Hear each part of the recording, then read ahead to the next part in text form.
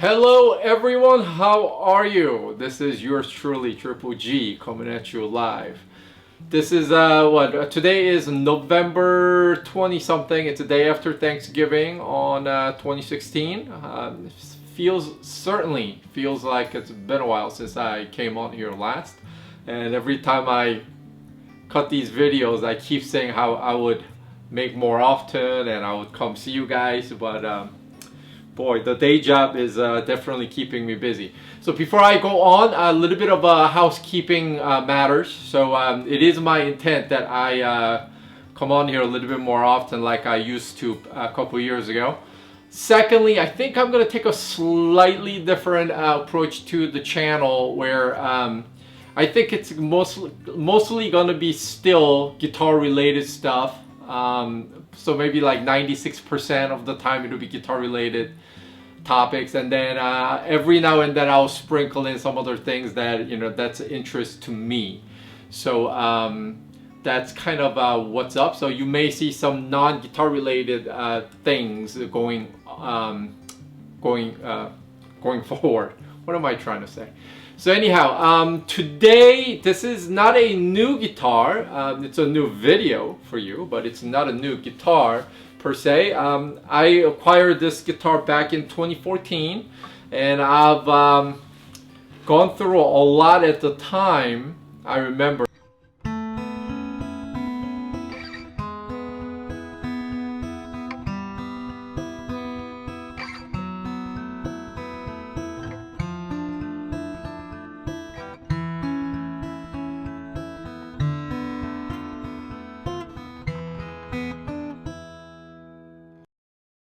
Now the fact of the matter is, even though I own about 40 plus electric guitars and maybe a dozen or so acoustic, whatnot, fact of the matter is that I play acoustic guitar a lot more often than electric guitars. Lately, actually, I'm not playing anything because I haven't had time to grab a guitar with my day job keeping me so busy. But anyhow, because acoustic guitar, it's just easy for me to get and just to start strumming and just humming and just mess around that way. Just comes to me a lot more naturally, easier. Is that the right way to say it? Whereas electric guitar, I gotta bust it out. If it's a Floyd Rose, I gotta get the thing tuned. I mean, you gotta tune anyways before a session, but with the Floyd Rose, you know what I'm talking about. And then you gotta wait for the tubes to warm up in the amp. It's an ordeal. So anyhow, so acoustic is something that I reach for a lot more often, and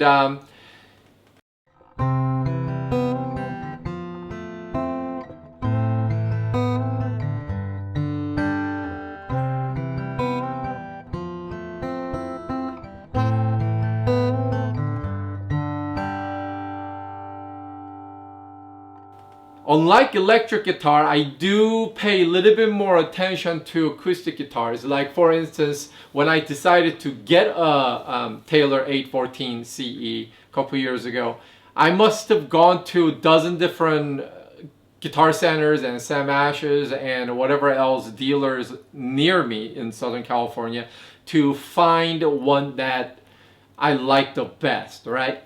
Even though they have the same quality control, same wood material, same raw material, I should say. Every guitar takes on a slightly different persona, and some guitars felt better to me than others. And then now once I found one that I liked, then there came the whole dealing and whatnot with the store. Acoustic guitar is something that I prefer ordering online sight unseen.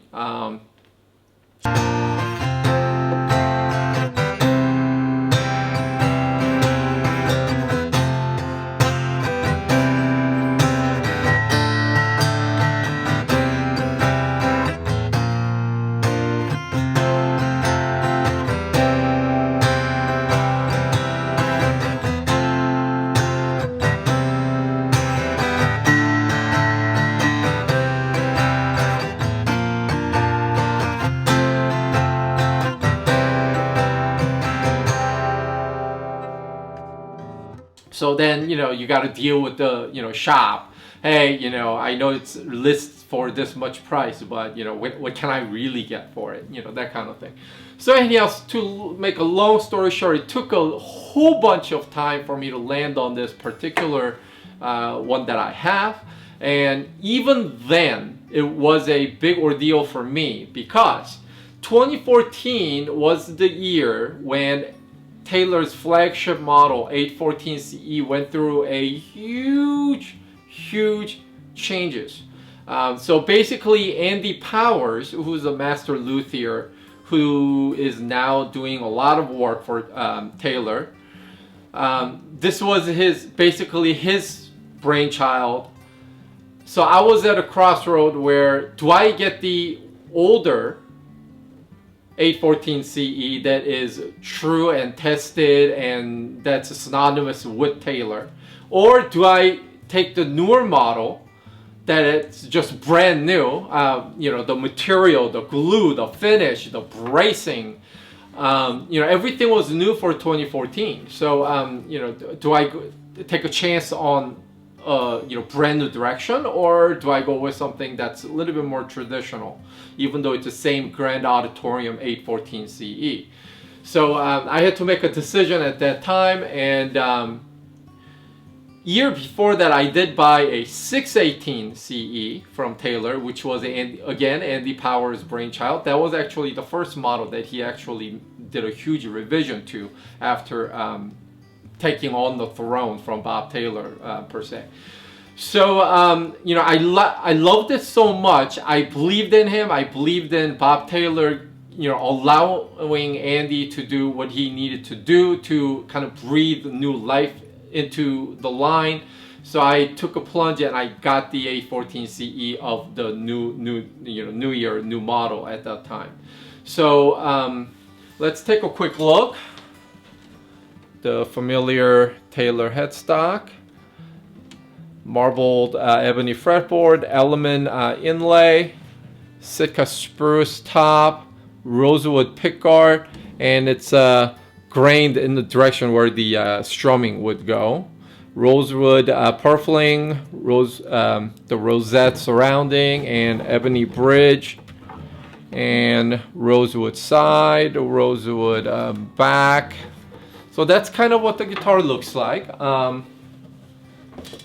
So the Taylor's modeling scheme, like this is 814 CE, right? So CE is a cutaway, and then E stands for electronic. So I do have electronic system on board. 814, so the first number in the Taylor models, as you know, denotes what kind of a wood combination the guitar is made out of. So 314 is made with different woods than 814. 414 is different than 714, so on and so forth. The middle number, sometimes they use for variation, like a 12 strings, or if it's a mahogany body, they'll use a different number. And then the last digit, 4, stands for the Grand Auditorium. If it's a 6 on the third digit, then it's a Grand Orchestra. And then they have Dreadnought, which ends with 0. So like if this was a Dreadnought model, it would be 810 instead of 814. And then so that's kind of the what model number stands for, 814 CE being this model. So like I said, with this model, what they did was it changed the entire bracing pattern. So if you look at the sound hole, you will see the back bracing. I don't know if you can really see it. The back bracing is slanted a little bit.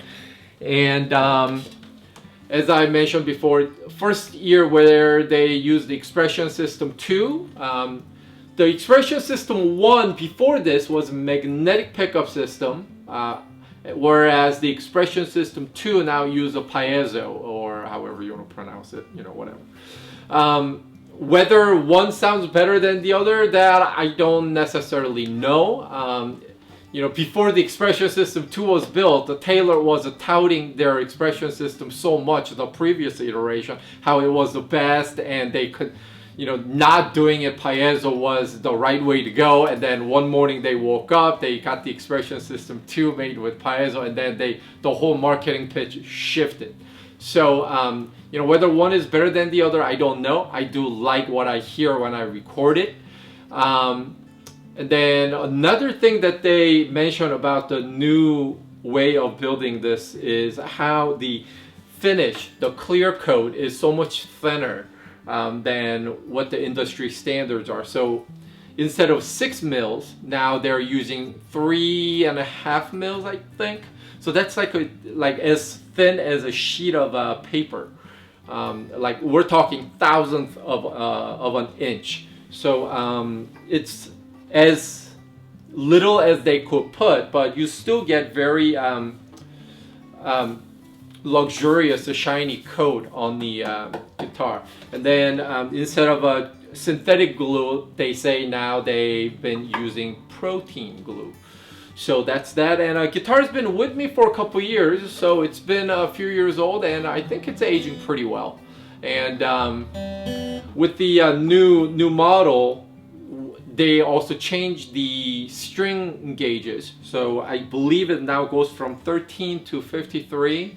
So you still get the very slinkier, you know, the easy to play type of tension, and yet you don't really miss out on mid-range response and mid-range volume and like a bass response. So that's kind of what, you know, as far as the specs are concerned. Back in 2014, I remember them selling this guitar as their 40th anniversary kind of deal. And you know, when you make a guitar, when you make a particular model of guitar for 40 years, I mean, you've gone through a lot. And you know, I'll tell you something, I still have a fondness for guitar companies where the principal's name is on the headstock, like Paul Reed Smith. You know, it's still Paul Reed Smith that's making these guitars.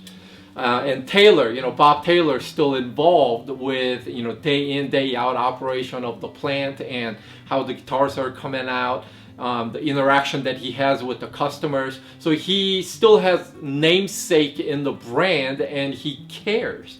It's not owned by a big old conglomerate company where they're just stamping out guitars with the, you know, certain name on the headstock and people buying just because of what it says on the name stock. So I still put a lot of value in that, you know, and just because Bob Taylor isn't the one that designed this guitar for 2014, I mean, Andy redesigned the components and whatnot, I still believe in the quality, I still believe in the reputation, and I still believe in the core value that the company stands behind. I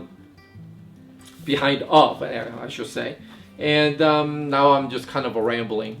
So, you know, through 40 years and whatnot, you know, you really can come up with a whole lot of new things to do, especially if it's an acoustic guitar, right?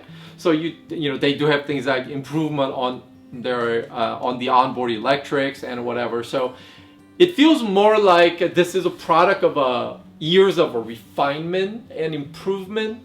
Rather than something that is revolutionary.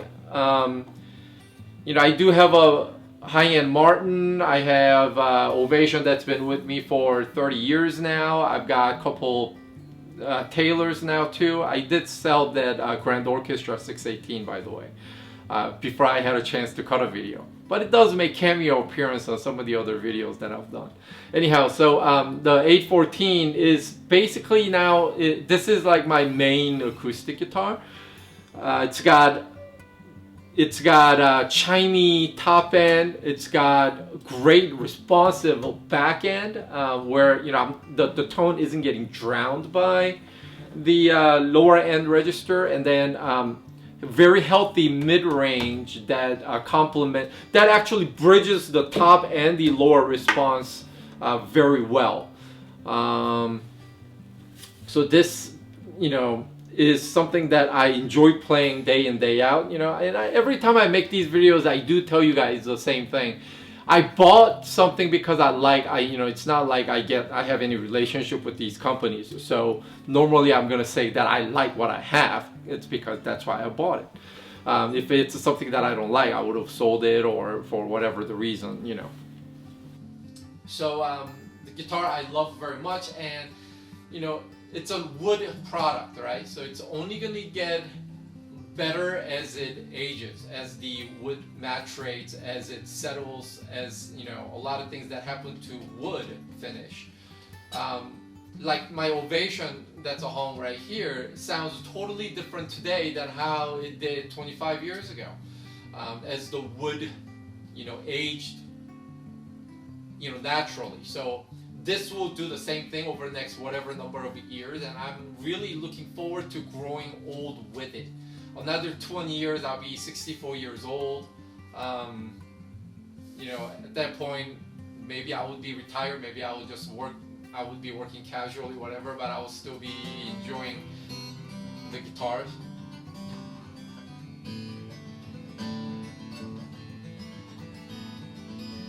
So anyhow, so I look forward to growing old with this guitar, and many fun days to come. So anyhow, that'll wrap this video up. Next video will be probably Ibanez Destroyer.